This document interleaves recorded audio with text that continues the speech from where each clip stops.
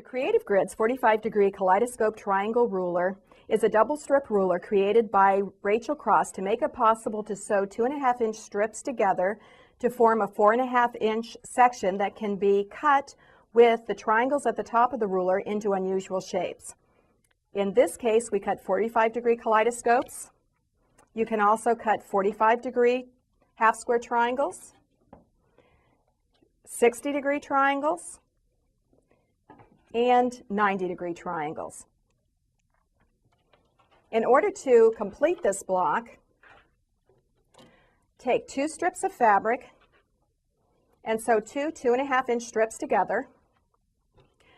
Line up the dash line on this ruler with that seam line and cut along the edges of the triangles. When I am doing this with this ruler, I will create 5 units with each movement of the ruler. I can take this and move it and turn it this way and continue cutting because I need 8 of these segments, 4 of each color, to make my block. See how these will be sewn together? I will alternate fabrics and sew 4 together for each half of the block.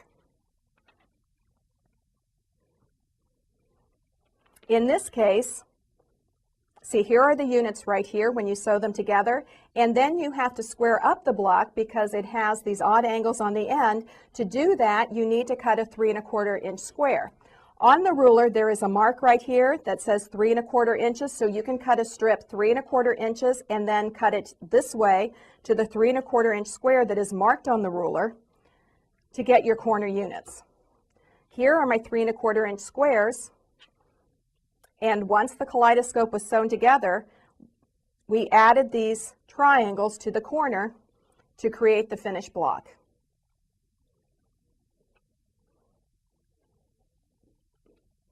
When you are done, you have created a pinwheel because it has the 45-degree angles in the middle, but each one of them is striped, and then it is set and skewed 22.5 inches by adding these triangles on the corners. In this case, we took those same units, but we only used 4, and we cut these out of a 4.5-inch strip of fabric so we could incorporate a small pinwheel inside of the larger one and finished it into a block by adding the triangles on the corners.